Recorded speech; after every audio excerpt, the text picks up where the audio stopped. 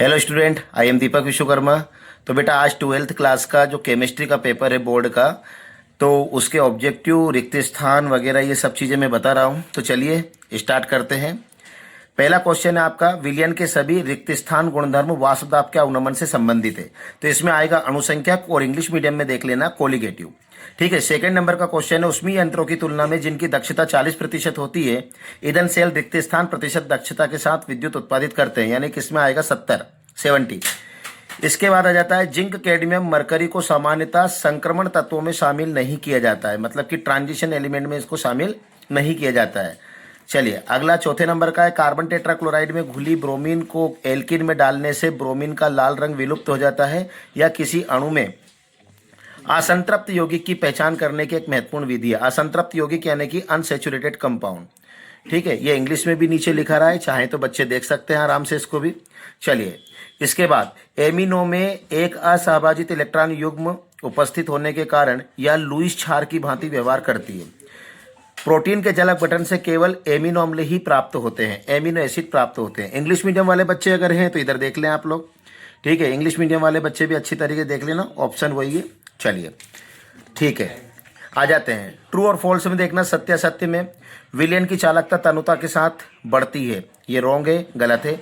जलीय विलयन में द्विसंयोजी आयन जिसका परमाणु क्रमांक 25 से चुंबकीय आघूर्ण का मान 5.92 बोर मैग्नेटाइट होगा, तो ये बिल्कुल राइट है, क्योंकि मैग्नीज का एटम नंबर 25 होता है। अगर मैग्नीज का हम इलेक्ट्रॉनिक कॉन्फ़िगरेशन निकालेंगे तो 4s में 2 इलेक्ट्रॉन आएंगे और उसके बाद अनपेड इलेक्ट्रॉन 5 रहेंगे, इसलिए आंसर आ जाएगा ये, बिल्कुल करेक्ट आंसर है। चलिए नेक्स्ट, हाइड्रोकार्बन के ब्रोमो आयोडो तथा पॉलीक्लोरो व्युत्पन्न जल की तुलना में भारी होते हैं, बिल्कुल राइट है।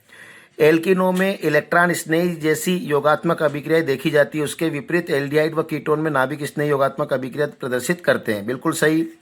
निम्नतर एलिफेटिक एमीन जल में विलय होती है, जबकि उच्चतर एमीन जल में अविलय, आवश्यक रूप से अविलय होती है, तो बिल्कुल सही है। घरेलू उपयोग में आने वाली सामान्य शर्करा को ग्लूकोज कहते हैं, नहीं ग्लूकोज नहीं कहते हैं, इसको सुक्रोज कहते हैं। ठीक है, तो ये गलत है।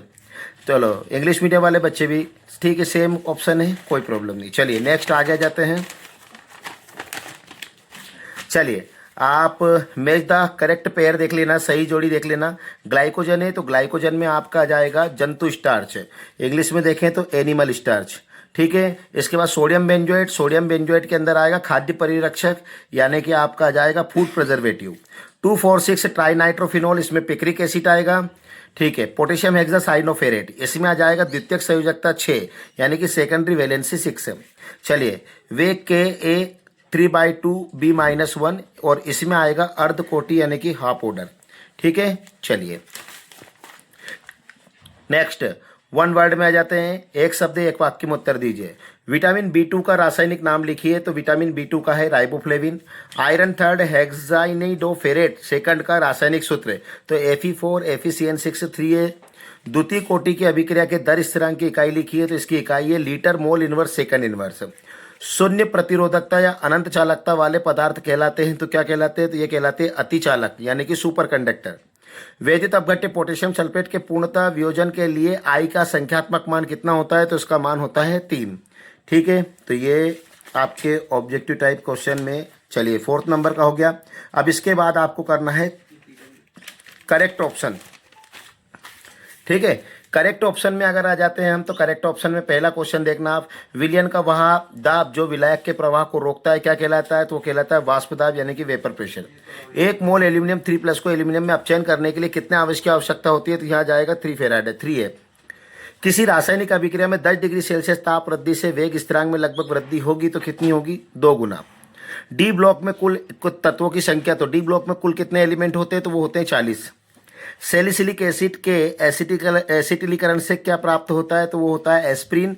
इसके बाद अम्ल क्लोराइड के बेरियम सल्फेट पर अवलंबित पैलेडियम उत्प्रेरक पर हाइड्रोजन से एल्डिहाइड प्राप्त होते हैं। इस अभिक्रिया का नाम बताइए, तो इस अभिक्रिया का नाम है रोजन-मुंड अभिक्रिया, है ना, जिसमें acetyl chloride react with hydrogen और पैलेडियम सल्फेट और पैलेडियम एंड बेरियम सल्फेट की प्रेजेंस में रिएक्शन करके एल्डिहाइड बनता है।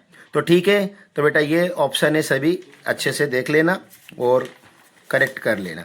ठीक है, थैंक्स।